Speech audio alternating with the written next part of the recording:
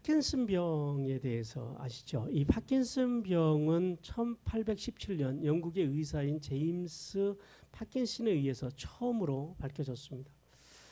파킨슨 병은 평균 57세 정도에 발병하는 병으로 처음에는 종종 손이 떨리는 증상으로 시작해서 10년, 20년에 걸쳐서 증상이 점점 악화되면서 마침내 마비와 치매로 이어져서 결국은 사망에 이르게 되는 무서운 병입니다.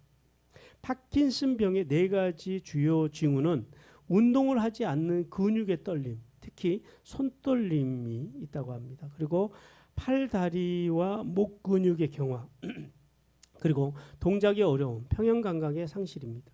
이 밖에도 얼굴 표정이 굳어지고 음식을 삼키거나 말하기가 어려워지고 자세가 구부정해지고 걸을 때 발을 질질 끌게 되고 우울증이나 치매가 생기는 등 다양한 증상이 함께 일어날 수 있다고 합니다.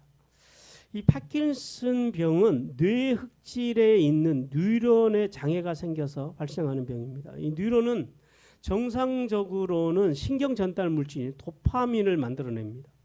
이 도파민을 만들어내는 뉴런이 손상이 되거나 파괴되면 도파민의 농도가 감소하여서 정상적인 신경 신호 체계가 붕괴가 됩니다. 그래서 그 파킨슨병의 증상은 이러한 뉴런의 60%에서 80%가 파괴될 때까지는 나타나지 않는다고 합니다. 도파민 수치를 자연스럽게 높이려고 하면 생활 방식이 중요한데요. 충분히 자는 것, 특히 밤 10시에서 2시 사이에 도파민이 생긴다고 합니다. 그러니까 2시 넘어서 새벽에 잠드는 사람들은요, 가능하면 10시에 잠을 주무시기 바랍니다. 그래서 이 충분히 자는 것, 그 다음에 운동하는 것, 음악을 듣는 것, 그 다음에 기도 생활하는 것, 영성 생활하는 것, 그 다음에 태양 아래서 시간을 보내고 단백질 섭취를 잘하고 특히 벨벳콩이 이 도파민에 좋다고 합니다. 이런 것들이 도파민을 높일 수 있다고 합니다. 전반적으로 균형 잡힌 식단과 생활 방식은 몸의 자연적인 도파민 생산을 증가시키고 뇌 기능을 최상으로 유지하는 데 도움이 된다고 합니다. 어쩌면 우리 그리스도인의 삶이 이 파킨슨 환자와 같다라고 그렇게 말할 수 있겠습니다. 예수 그리스도의 은혜로 구원받고 하나님의 선한 뜻을 또 알고 하나님의 율법을 행하려고 하는, 말씀을 행하려고 하는 의지도 있어요. 그런데 문제는 말씀을 따라 살기가 너무 힘들어요. 하나님의 말씀이라고 쓰고 싶은데 자꾸 우리의 육신이 죄라고 쓰고 있는. 그래서 드디어 하나님이 하지 말라고 하시는 죄와 악을 행하는 모순된 삶, 이런 이중적인 삶이 마치 이 파킨슨 환자를 닮아 있다라는 겁니다. 이렇듯 하나님의 선을 행하길 원하는 마음은 있지만 몸이 따라주지 않는 것, 이것을 영적 파킨슨 병이라고 합니다. 하나님께서 로마서를 통해서 인간이 의로워질 수 있는 길은 오직 예수 그리스도의 십자가의 은혜밖에 없다라고 말씀합니다. 그런데 하나님이 주신 이 율법이 도저히 인간을 의롭게 하지 못할 뿐만 아니라 율법은 인간에게 죄만 더해준다라고 계속해서 우리에게 말씀하셨습니다. 그랬더니 어떤 사람들은 오해를 해요. 그럼 율법은 악한 것이니까 율법은 없어야 된다. 그러니까 율법 무용론을 주장하는 사람들이 생겨났습니다. 더 나아가서 율법을 폐기하자라는 거예요. 율법 폐기론자들이 생겨났습니다. 그렇게 하나님의 율법에 대해서 오해하는 하나님의 사람들을 향해서 하나님께서는 지난주 7장 7절에서 13절 말씀을 통하여 인간의 오해와는 달리 율법은 절대 거룩하고 절대 의로우며 절대 선하다고 말씀하십니다. 왜냐하면 율법은 선하신 하나님께서 만드신 거라는 거예요. 그 율법 안에는 하나님의 선하신 뜻이 있고 하나님의 선하신 성품이 담겨 있기 때문에 율법은 선하다는 겁니다.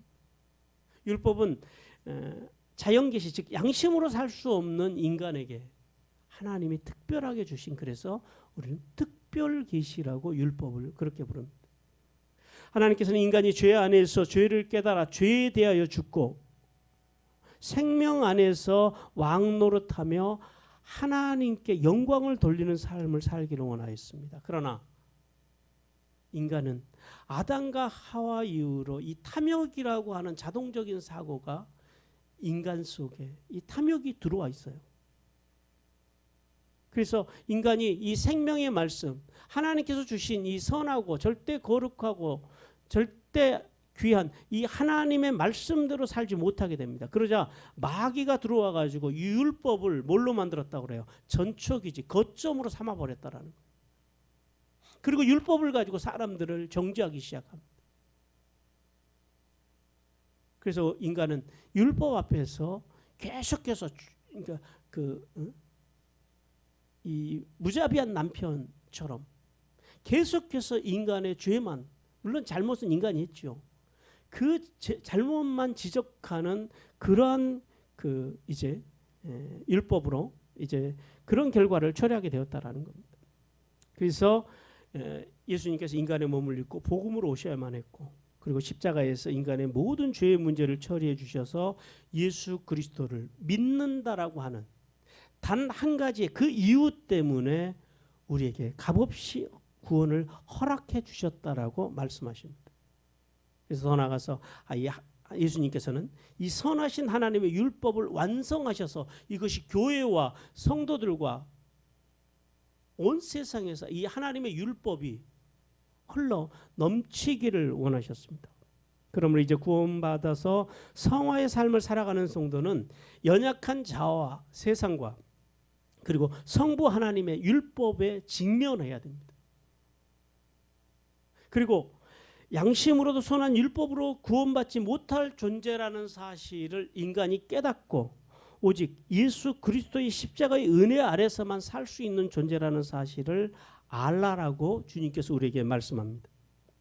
이제 오늘 하나님께서는 오늘 본문 말씀을 통하여 비록 예수 그리스도의 십자가의 은혜를 받고 구원받아서 성화의 삶을 살아가는 성도이지만은 여전히 타락한 인간의 본성과 인간을 포기하지 않고 어찌하든지 다시 죄의 영향력 아래로 끌고 가려고 하는 마귀의 유혹 가운데서 죄와 싸우는 인간의 그 내적인 갈등에 대해서 오늘 본문을 통해서 우리에게 말씀하십니다. 오늘 하나님께 저희들에게 주시는 첫 번째 메시지는 이겁니다. 성부 하나님의 율법과 직면한 인간의 내면 속에는 죄로 인한 끊임없는 갈등이 있다라는 거예요. 먼저 14절과 15절을 통해서 이 인간의 문제는 우리가 지난주 말씀을 드린 대로 율법의 문제가 아니다라는 거예요. 율법이 선하지 않아서 문제가 되는 것이 아니라 문제가 뭐예요? 인간의 내면의 연약한 마음, 이것이 문제라고 오늘 본문을 통해서 주님께서 우리에게 먼저 말씀하십니다. 하나님께서는 14절을 통하여 다시 한번 율법은 하나님의 선물이며 선하다고 말씀합니다. 하나님이 주신 율법은 신령한 것이며 즉 영 속에, 그러니까 하나님의 영, 성령 안에 속한 것이며 하나님의 거룩한 속성들을 담고 있기 때문에 율법은 어떤 경우에도 선하다라는 거예요. 그러므로 하나님의 법이 어떤 경우에도 사람을 악으로 이끌지 않는다라고 말씀합니다. 하나님께서는 이 14절을 통해서 이 육신의 정욕으로 살아가는 이 인간의 마음이 하나님의 율법과 직면했을 때 인간은 죄의 통치 아래 살아가는 노예로 팔리게 된다라고 말씀합니다. 이게 이제 공식이 있어요. 그래서 육신이 뭘 만나요? 율법을 만나면 죄가 드러나는 거예요. 그러나 거꾸로 이제 그 세례 정신으로 살기 원하는 성도의 마음, 즉 자기를 부인하고 어떻게든지 예수 그리스도의 십자가를 붙들고 그 안에서 살기를 원하는 거듭난 성도의 마음, 그 마음이 율법을 만나면요 무엇으로 나타나요? 성령 충만으로 나타난다라는. 자, 다시 한번요. 율법이 문제가 아니라 율법은 늘 선하고 거룩합니다. 율법은 온전한 하나님의 말씀입니다. 뭐가 문제예요? 우리가 육신을 따라갈 거냐 아니면 성령의, 그러니까 하나님 거듭난 자아를 따라갈 거냐, 이것이 중요하다라는 겁니다.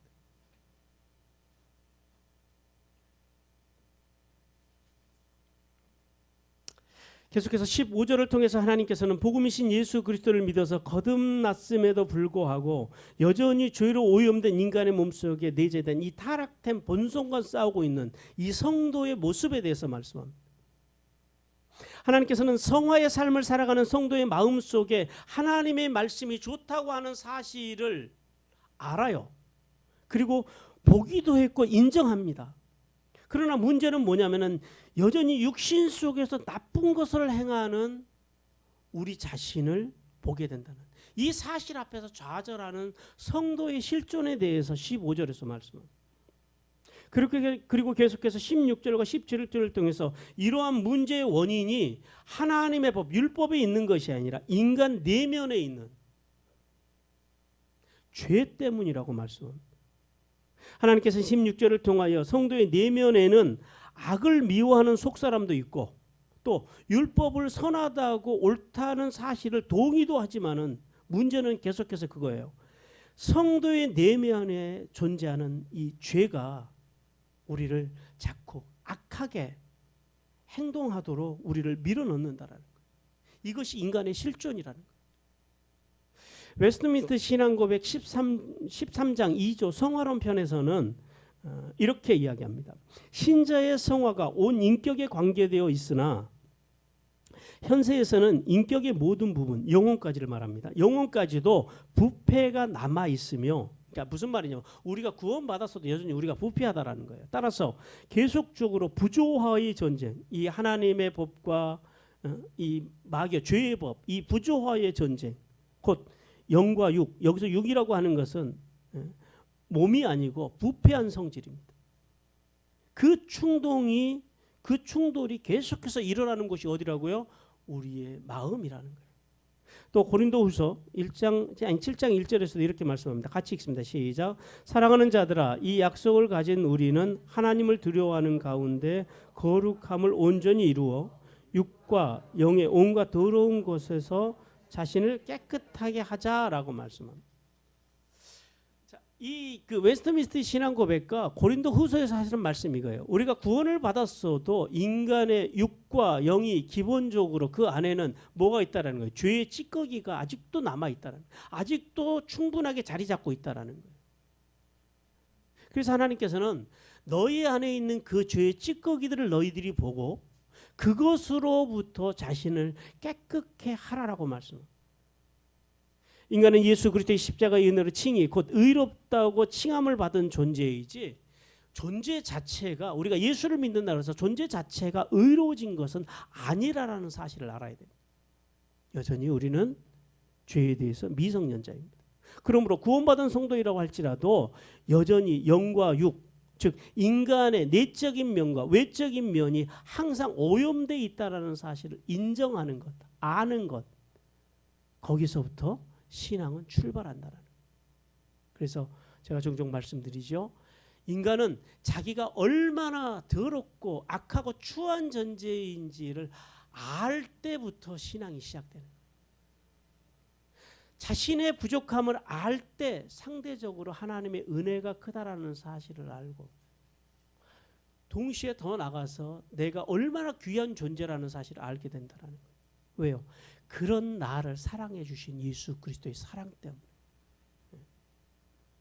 계속해서 17절을 통하여 하나님께서는 구원받고 성화의 삶을 살아가는 성도 안에 죄가 여전히 강하게 자리 잡고 있으며 도저히 인간의 힘으로는 이 죄를 이길 수가 없고 이것을 좀 분리해서 떼어놓고 싶어도 결코 떼어낼 수 없다라고 주님께서 우리에게 말씀하십니다.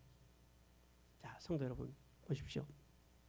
우리가 복음이신 예수 그리스도를 나의 구주로 받아들이고 마음으로 예수 그리스도를 따르기를 원하지만 마치 우리가 앞에서 봤던 이 파킨슨 환자처럼 우리의 현실은 여전히 죄 속에 있다라는 사실입니다. 이것이 우리 인간의 실존입니다. 오늘 본문 표현대로 그대로 하자면 우리의 육신이 죄에게 팔려서 죄의 지배를 받은 존재로 여전히 살아가고 있다는 거예요. 그러나 우리가 여기서 한 가지 분명히 다시 기억해야 할 것은 그거예요. 우리가 예수 그리스도 은혜로 의롭다고 칭함을 받은 사람들이지 우리의 본질 자체가 결코 의로워진 것은 아니라는 사실을 다시 기억해야 해요. 다시 말씀드리지만 우리 인간은요, 죄에 대해서 여전히 미성년자입니다. 그래서 우리가 구원받을 수 있는 것은, 우리가 의로워질 수 있는 것은 뭐예요? 오직 십자가의 대속의 은혜로만 의로워질 수 있다라는 사실을 깨닫기를 주님 앞에 주님께서 원하십니다. 하나님께서는 우리가 구원받은 성도로서 또한 아무런 죄책감 없이 살아가는 것을 원치 않으십니다. 이제 내가 죄인임에도 불구하고 내가 예수 그리스도를 믿는다고 하는 이유 때문에 주님께서 나를 구원하셨으니까 이제 나는 죄책감을 가지 않고 살아도 돼. 그것이 가능해요, 불가능해요? 불가능합니다. 여러분, 마음과 행동의 불일치. 하나님께서는 이런 모순된 삶을 우리가 알고 그 안에서 우리가 이 모순된 삶으로 인하여 아파하는 것, 그리고 우리가 그 아파함 속에서 머물지 아니하고 예수 그리스도의 십자가 앞으로 나아가는 것, 돌아오는 것, 그것을 주님께서 원하십니다. 파킨슨 환자처럼 마음대로 되지 않는 자신의 죄 때문에 고민하는 성도가 사실은 정상적인 성도예요. 예수를 믿는다고 하면서 이제 나 구원받았으니까 땡 해놓고 아무런 죄책감도 없이 죄 가운데 살아가는 것은 비정상입니다. 정확하게 말하면 믿음이다, 구원이다 논하기가 참 힘든 성도들의 삶의 모습입니다. 자신 안에 있는 이 본성의 찌꺼기, 이 영적인 모순과 싸우면서 양심으로는, 율법으로는 도저히 구원받을 수 없는 존재라는 사실, 우리 안에 이러한 삶의 이중성이 있다는 사실을 알고 그 알므로 인해서 좌절하지 아니하고 더욱더 그래서 나는 예수 그리스도가 필요합니다라고 예수 그리스도의 십자가의 은혜 아래로 나가서 예수 그리스도께 붙어 생존하는 귀한 성도들이 되라고 주님께서 오늘 우리에게 말씀하십니다. 계속해서 주님께서 주시는 두 번째 메시지는 그겁니다. 인간은 하나님의 법과 죄의 법 사이에서 그래서 올바른 선택을 하면서 살아야 한다라고 주님께서 말씀합니다.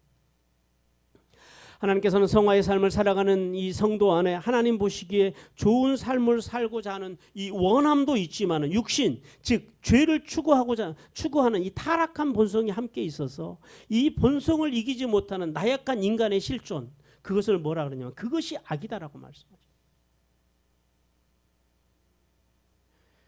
애들이 그러죠. 이 게임하지 말고 공부를 해야 되는데 그러면서 자꾸 손은 어디로 가요? 자꾸 손은 컴퓨터로 갑니다. 우리가 그렇다라는 거예요. 옳게 살아야지, 바르게 살아야지 말은 하지만은, 결심은 하지만은 매일매일 그 결심이 무너지는 게 우리 인간의 실존이라는 거예요. 주님께서는 그런데 그 실존을 뭐라 그러냐면 악이라고 규정을 하십니다. 하나님께서는 17절에 의해서 20절에서 다시 한번 인간이 원치 않은 죄 가운데 살아가는, 그 더 이상 죄 가운데 사는 것이 더 이상 구원받은 성도가 아니라 그 죄 가운데 살게 하는 것은 우리가 아니라 뭐예요? 죄라고 말씀합니다. 그 죄가 우리를 끊임없이 그렇게 끌고 간다는. 그리고 21절과 23절을 통해서 인간의 내면에는 악과 산이 존재한다라는 사실을 깨달으라고 말씀합니다. 오늘 21절에서 그럽니다. 그러므로 내가 한 법을 깨달았노니 그럽니다. 먼저 주님께서는 여기서 한 법, 한 원리에 대해서 말씀합니다. 여기서 주님께서 말씀하시는 원리는 그런 겁니다. 거룩한 성령으로 거듭난 사람은 본질적으로 거룩하신 하나님의 율법을 기뻐하고 동의를 한다라는 말씀입니다. 그러나 인간의 내면 속에 존재하는 다른 법, 그 다른 법이 뭐예요? 죄의 법입니다. 그 법이 마음으로 하나님을 섬기기를 원하는 하나님의 법에 계속해서 우리의 마음속에서 하나님의 법에 저항한다라는 거예요. 대항한다라는 거예요. 오늘 본문 보니까 싸워 그럽니다. 싸우라는 말은 계속 교전 중이다. 대항해서 계속해서 대항한다라는 거예요. 지침 없이 쉼 없이 대항합니다. 그래서 끝내는 인간으로 하여금, 우리로 하여금 죄를 짓게 만들어 버리는 것이 이 죄의 법의 역할입니다. 이것을 알아야 된다라는 거예요. 이것은, 이 말씀은 인간의 내면의 구조가 얼마나 허약한지를 말씀합니다. 여러분, 우리는 허약한 내면을 가진 존재들입니다. 어떤 사람들은 자기가 굉장히 괜찮다고 생각을 해요. 괜찮다고 생각하는 순간 넘어질 줄 생각하시길 바랍니다. 우리는 괜찮은 존재가 아니라 우리는 대단히 허약한 존재들이에요. 그래서 그리스도인들은 어떤 경우에도 교만할 수가 없습니다. 구원받은 성도가 복음이신 예수 그리스도를 믿음으로 성령 안에서 예수님의 십자가와 부활과 승천의 은혜로 우리는 새 생명을 누리는 존재가 되었습니다. 하지만 성화의 삶을 살아가는 성도의 마음이 하나님의 법으로 살기를 원하지만은 인간을 포기하지 않는 그 마귀가 하나님의 법에 계속해서 대항해서 구원받은 성도로 하여금 죄의 법을 이기지 못하도록, 그래서 끝내 이기지 못해서 이 절망의 현실 속으로 빠져들도록 마귀가 끌고 간다라고 말씀합니다. 그래서 일본의 신학자 그 우찌무라 간조 목사님은 이렇게 이야기를 했습니다. 인간이 만일 하나님의 뜻을 마음대로 다 행할 수 있다면 그는 인간이 아니라 하나님입니다. 무슨 말이에요?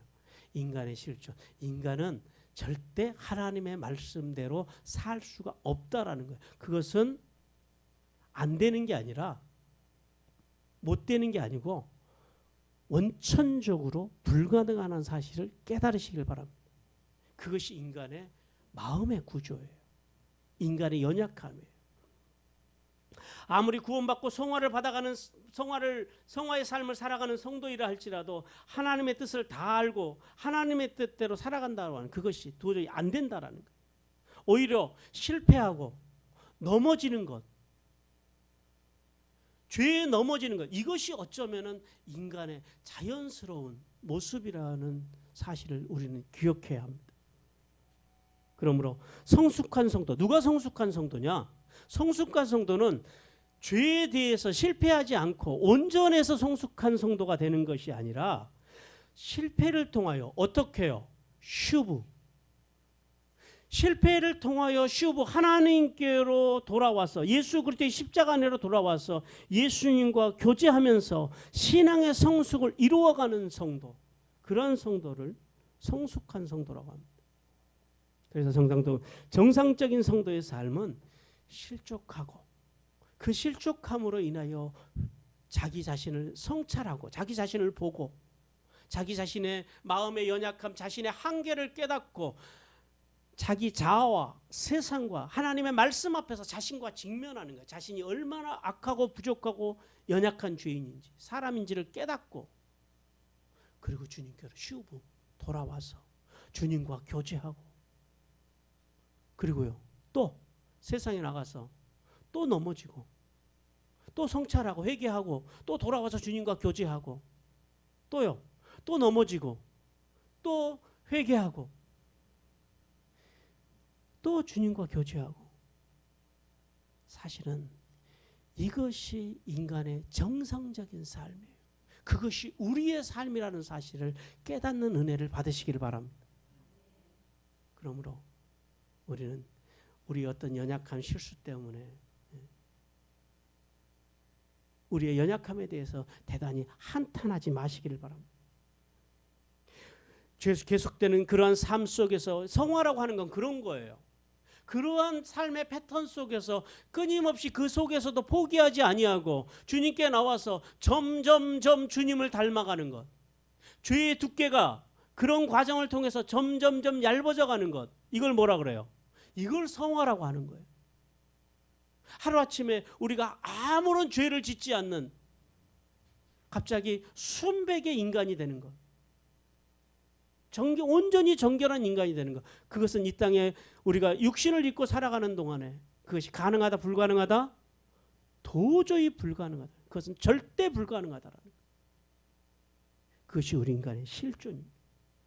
주님께서는 그러한 과정을 통해서 매일매일 예수 그리스도를 닮아가는 성화의 삶, 그 성화의 삶을 통해서 우리 안에 맺어진, 우리가 예수 그리스도를 믿음으로 오셔서 성령께서 주신 이 성령의 열매들이 점점점 커나가고, 그 커나가는 성령의 열매를 가지고 삶의 자리에 나가서 돕고 세우고 살리는 생명의 부양자로 살아가라고 주님께서 오늘 우리에게 말씀하십니다.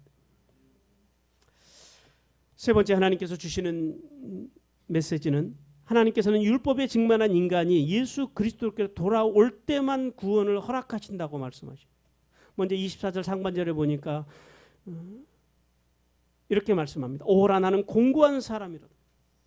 여기서 오호라 나는 공고한 사람이라고 하는 이 탄식, 이 탄식은 하나님을 사랑하고 하나님의 법을 행하기를 원하는 자와 악을 행하지 말라는 하나님의 명령을 어기고 악을 행하려고 하는 자와 자아 사이, 이 두 자아 사이에서 터져나오는 높은 차원의, 높은 신앙의 차원에서 터져나오는 탄식이라는 사실을 알아야 합니다. 이것이 그냥 어떤 한 범인의 그냥 평범한 신앙인의 고백이 아니다라는 거예요. 왜냐하면 이 공고하다라는 표현이 어떤 표현이냐면요, 이 말씀은 그 전쟁에서 포로로 잡혀서 적군에게 계속적으로 이 꼬챙이로, 그것이 뭐 쇠꼬챙이가 됐든 나무꼬챙이가 됐든 꼬챙이로 살을 이렇게 뚫는 거예요. 살을 뚫는 고통, 그 고문을 당하는 그 비참한 상태를 의미합니다. 성화의 삶을 살아가는 이 성도의 행복을 철저하게 파괴하는, 죄에서 벗어나지 못하고 살아가는 그 상태를 쇠꼬챙으로 살을 뚫는 것 같은 고통이다라고 오늘 하나님께서는 그렇게 말씀하십니다. 그리고 계속해서 24절 하반절에서 25절을 통하여 인간은 오직 예수 그리스도의 은혜로만 구원을 받을 수 있다라고 말씀합니다. 아까 말씀드렸지만 이 사망의 몸, 우리의 몸이라고 하는 것은 인간 내면에 머물러 있는 이 사망의 세력의 죄를 이야기합니다. 그러니까 단순히 보여지는 이런 육신 몸을 말하는 게 아니고요. 하나님께서는 예수 그리스도를 믿어 구원받아 세례를 통하여 그리스도와 연합한 성도의 삶을 살아가는 성도들에게는 필연적으로 이러한 이중적인 죄의 상태에서 빠져 있지만은 결국은 이 상태에서 벗어날 것을 믿으라고 말씀합니다. 왜냐하면 우리가 지금까지 시인했던 이 이중적인 삶의 형태, 하나님의 법과 죄의 법 아래서 싸우는 이 마음의 상태가 우리의 인생에 끝까지 가지 않을 것이라는 사실을 기억하라고 말씀하십니다. 오늘 본문 속에서 이 사망의 법에서 누가 나를 건져내라라고 말씀합니다. 이 말씀은 아무도 나를 건질 수 없다라고 하는 나약한 인간의 한탄이 아닙니다. 절망의 외침이 아니라 비록 우리가 육신의 몸을 입고 살아가는 동안에 끊임없이 이 죄의 법과 싸우는 수고를 계속해서 해야 돼요. 그러나 결국 주님이 오시는 그날, 우리가 주님 앞에 서는 그날, 예수님의 십자가의 은혜로 우리는 확실히 구원을 받을 것이라고 하는 확신에 찬 외침이 바로 이 외침. 이 외침은 십자가와 부활과 승천의 은혜를 받고 세례를 통하여 그리스도와 연합하여 성화의 삶을 살아가는 성도가 성부 하나님의 율법과 그리고 세상과 자아와 직면하고 그 속에서 자신의 부족함, 자신의 죄성, 자신의 연약함을 철저하게 깨닫고 현실 그 어떤 현존 속에서 어찌할 수 없는, 어떻게 해볼 수 없는 예수 그리스도의 십자가 외에는, 예수 그리스도의 구원 외에는 어떻게 해볼 수 없는 그 현존 속에서, 그 현실 속에서 부르짖는 높은 탄식이라는 사실을 우리는 깨달아야 합니다. 그러므로 구원받은 성도의 고백이 이러한 탄식으로 끝나서만은 또한 안 된다는 사실도 우리는 깨달아야 됩니다. 여러분, 만약에 우리가 그냥 이렇게 탄식만 하고 끝난다면 우리는 참으로 비참한 사람이 될 것입니다. 예수님께서는 우리가 은혜로 구원받고 이 하나님의 법과 죄의 법 사이에서 탄식하기에만은, 탄식에만 머무르지 말고 너희가 결국은 하나님의 은혜로 구원을 받을 것, 온전한 구원을 이룰 것이라는 그 확신 가운데 거하라고 말씀합니다. 왜냐하면 고린도전서 15장 26절을 통해서 그 이유에 대해서 말씀합니다. 같이 읽겠습니다. 맨 나중에 멸망받은 원수는 사망이니라. 결국 주님이 오시는 그날 우리가 포기하지 않고 하나님 안에서 살아가면, 또한 우리를 포기하지 않고 괴롭히던, 성도들을 괴롭히던 그 사망이 결국 하나님의 심판을 받아 멸망하실 것이기 때문이라고 주님께서 우리에게 말씀합니다. 그리고 이제 마지막 25절을 통하여서 하나님께서는 복음이신 예수 그리스도를 통하여 이제 감사하라고 말씀합니다. 우리가 첫 번째 감사해야 될 것은 인간의 몸을 입고 이 세상에 살아가는 동안에 어쩔 수 없는 나의 마음의 중심이 하나님의 법과 죄의 법으로 싸우는 그 현실 속에 인정하면서 그 현실을 인정하면서도 그러나 예수 그리스도로 말미암아 구원받고 세례를 통하여 성화의 삶을 살아가는 성도가 결국은 예수 그리스도 안에서 이 사망의 법 이렇게 싸우는 이 영적 전쟁터와 같은 이 죄의 영향력에서 완전히 벗어날 수 있다라는 사실 때문에 감사하라고 주님께서 우리에게 말씀합니다. 그러므로 감사하는 성도들은 이 죄의 권세에 이러한 우리의 삶의 이중성의 문제에 주눅들지 아니하고 되려 구원받은 자녀로서 당당함을 가지라고 주님께서 우리에게 말씀합니다. 성도 여러분, 우리가 예수 그리스도 안에서 은혜로 값없이 의롭게 된 존재들입니다. 이러한 사실에 대해서 로마서 3장 24절에서 우리에게 이렇게 말씀합니다. 같이 읽습니다. 그리스도 예수 안에 있는 속량으로 말미암아 하나님의 은혜로 값없이 의롭다 하심을 얻은 자 되었느니. 여러분, 우리가 이러한 삶의 전쟁터, 이러한 삶의 이중성, 어찌할 수 없이 하나님의 법도 알고 하나님의 의도 알아서 그것을 따라가고 싶은 우리의 속사람은 있지만은, 그러나 우리의 속사람보다 더 강한 죄의 법이 우리를 사망으로 죄로 끌고 가는 이러한 현장 앞에서, 이러한 현실 속에서 우리가 당당해질 수 있는 이유, 우리가 주눅들지 않고 그냥 그 탄식에만 머무르지 않고 당당해질 수 있는 이유는 우리의 선한 양심도 아니고 우리가 율법을 잘 지켜서도 아니고 뭐예요? 은혜. 어떤 은혜요? 예수 그리스도의 십자가의 은혜. 그 은혜 때문인 줄 믿으시고 그 은혜만을 고백하는 은혜가 있으시기를 주님께서 원하십니다. 그러므로 구원받은 성도는요, 더 이상 이제 이러한 삶의 이중성 때문에 물러서는 신앙생활을 해서는 안 됩니다. 이러한 신앙의 모습, 이러한 삶의 이중성의 문제가 우리에게 자연스러운 거예요, 부자연스러운 거예요. 이런 것들을 자연스럽게 받아들여야 됩니다. 그리고 그 속에서 물러서지 않고 그 속에서 직면하는 거예요. 나를 보는 거예요. 내 연약한 나를 보고, 이중적인 나를 보고, 부족한 나를 보고, 보는 것으로 끝나는 것이 아니라 어떻게 해야 돼요? 보면 그 다음에는 슈브, 예수 그리스도의 십자가 아래로 들어가는 거예요. 그걸 뭐라 그랬어요? 성숙이라고 그랬어요. 그걸 성화라고 말씀드렸습니다. 그것이 성화의 삶입니다. 우리는 예수 믿는 사람들이요, 착해야 된다고 말을 해요. 예수 믿는 사람들은 죄를 짓지 않아야 된다고 생각을 해요. 아니에요. 예수 믿는 사람들이 안 착할 수도 있어요. 예수 믿는 사람들이 죄를 지을 수도 있어요. 그것이 인간의 본질이에요. 그럼 뭐예요? 죄를 향하던 삶이 슈브, 돌아서서 누구를 향해서요? 의로우신 예수 그리스도를 따라가려고 애를 쓰는 것, 이것이 성숙한 그리스도인의 삶이라는 사실을 깨닫는 은혜를 받으시기를 바랍니다. 그래서 우리는 스스로 당당해질 수 있는 거예요. 그리고 우리는 그 예수 그리스도께로 돌아가서 그분의 품 안에서 이렇게 외쳐야 됩니다. 고린도전서 15장 55절에서 57절입니다. 같이 읽겠습니다. 사망아, 너의 승리가 어디 있느냐? 사망아, 내가 쏘는 것이 어디 있느냐? 사망이 쏘는 것은 죄요, 죄의 권능은 율법이라. 우리 주 예수 그리스도로 말미암아 우리에게 승리를 주시는 하나님께 감사하노니. 이것이 그런 삶의 이중성 속에서도 하나님의 사람들이 감사해야 될 첫 번째 이유입니다. 우리에게 승리를 주시고 끝내 승리케 하실 그 주님, 그 주님을 붙들고 어떻게 하든지 그 주님의 말씀 속에서 그 주님을 닮아가려고 하는 삶, 그것이 성숙한 그리스도인의 삶임을 깨닫는 은혜가 임하시기를 주님께서 원하십니다.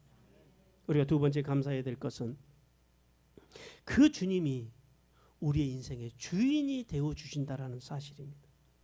본문 속에서 주라고 하는 단어가 나옵니다. 이 주라고 하는 단어는 퀴리오스라고 하는 단어인데요, 주님께서 우리의 통치자가 되어주신다. 우리가 아무리 죄와 사망의 법이 우리 가운데 역사한다고 해도 우리의 진짜 주인이 누구예요? 죄가 아니다라는 거예요. 죄를 지어도 우리의 주인은 주님이십니다. 믿으시기 바랍니다. 절대 죄는 우리 인생의 주인이 될 수 없습니다. 오직 예수 그리스도만이 진정한 우리의 주인이시기 때문에 감사하라고 말씀합니다. 결국 구원받은 성도의 생사 열탁권을 누가 쥐고 계세요? 예수님께서 쥐고 계시는 거예요. 그러므로 우리는 예수 그리스도께 감사하는 성도가 되어야 합니다. 로마서 8장 23절 말씀 같이 읽겠습니다. 시작. 그뿐 아니라 또한 우리 곧 성령의 처음 익은 열매를 받은 우리까지도 속으로 단식하여 양자될 것 곧 우리 몸의 속량을 기다리는. 비록 우리의 연약한 몸이 죄 가운데서 죄에 지면서 살아가지만은 그럼에도 불구하고 우리의 주인이 누구시라고요? 예수 그리스도. 그분이 오셔서 우리를 온전하게 하나님의 의로움에 저항하는 우리의 몸, 그 본성을 완전히 속량하시는 그날까지 우리는 어떻게 하는 거예요? 기다리는 거예요. 그러므로 기다리는 사람들은 뭘 해야 돼요? 우리가 어떤 경우에도 하나님의 사람으로서 믿음의 경주를 멈추지 말아야 합니다.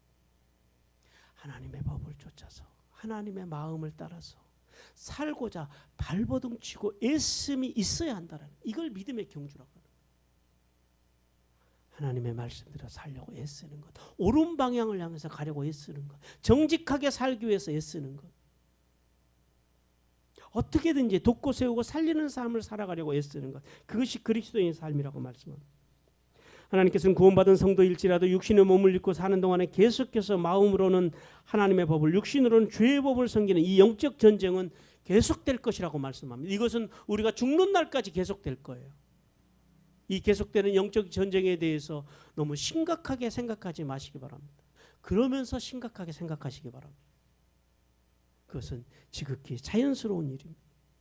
그러므로 우리는 우리의 인생의 참된 주인이신 예수 그리스도를 붙들고 결국은 그분께서 우리의 통치자가 되셔서 우리에게 영원한 구원, 완전한 속량, 우리가 지금 받은 구원은 우리가 이 땅에서 잘 관리해야 되는 불완전한 구원을 우리는 누리고 있습니다. 그러니까 구원이 불완전한 게 아니라 누가 불완전한 거예요? 내가 불완전한 거예요. 구원은 완전합니다. 하나님의 말씀, 율법은 완전합니다. 예수님께 십자가에 주신 구원도 완전합니다. 그런데 문제는 뭐예요? 늘 우리의 마음의 구조예요. 우리의 마음의 구조가 하나님의 법을 따라가기에 너무 약하다라는 거예요. 그러나 결국 우리를 포기하지 아니하신 하나님의 사랑이 예수 그리스도 안에서 우리에게 완전한 구원, 우리의 이 연약한 마음을 뛰어넘는 완전한 구원을 장차 허락하실 것이라고 말씀합니다. 사랑하는 성도 여러분, 하나님께서는 복음이신 예수 그리스도를 믿어 구원받고 세례를 통하여 그리스도와 연합하여 성화의 삶을 살아가는 성도일지라도 자신의 연약함과 세상과 성부 하나님의 말씀에 직면한 성도의 내면에는 구원받은 성도로서의 자아와 여전히 죄의 본성으로 오염된 자아의 갈등을 빚을 수밖에 없다라는 사실을 알기를 원하십니다. 이것이 정상이라고 말씀합니다. 이러한 사실을 알게 된 성도는요, 그러므로 이제는 더 이상 죄의 세력에 넘어지지 않기 위해서 악과 선 사이에서 늘 올바른 선택을 하기 위해서 애를 써야 합니다. 그리고 그 선택을 통하여 우리가 구원받은 이유를 잘 살기 위해서 발버둥 치는 게 중요하다라고 이 시간 우리에게 말씀합니다. 또한 구원받은 성도가 확실히 고백해야 하고 감사해야 할 것은 자아와 세상과 율법에 직면하여 인간의 연약함을 알게 된 인간에게 참된 소망이 있는 것은 결국은 십자가를 붙들고 살고자 발버둥 치는 당신의 백성들을 끝까지 사랑하시고 돌보시고 죄의 법에서 보호하셔서 영원한 하나님의 나라를 인도하실 분이 누구시래요? 예수 그리스도시라는. 우리는 그분을 붙잡아야 됩니다. 그분 안에 붙어 있어야 합니다. 지금은 우리가 하나님의 법과 사망의 법 사이에 끼어서 마치 이 영적 파킨슨 병자처럼 비참한 삶을 사는 것 같습니다. 하지만 실망하지 마시기를 바랍니다. 실망하지 마시고 뭘 붙잡아야 돼요? 십자가, 그 십자가로 쉬우고 돌아가서 그분을 붙잡아야 합니다. 예수 그리스도를 붙잡아야 합니다.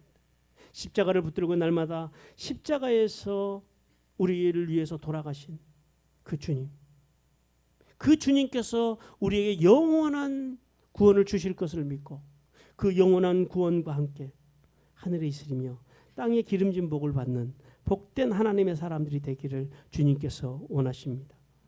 이제 우리 다 함께 결단하며 하나님을 찬양하며 나아가겠습니다. 여러분, 우리가 지금은 이렇게 파킨슨 환자와 같이 연약하고 부족한 존재입니다. 인생이 나그네와 같은 존재들입니다. 연약한 존재들입니다. 그러나 우리가 주님 앞에서 우리의 연약함에도 불구하고 포기하지 아니하고 주님의 십자가를 붙들 때 주님께서 영원한 하나님의 나라를 우리에게 주실 것임을 믿고 이제 감사함으로 이 찬양을 하나님 앞에 드리며 고백하며 주님 앞에 나갑니다.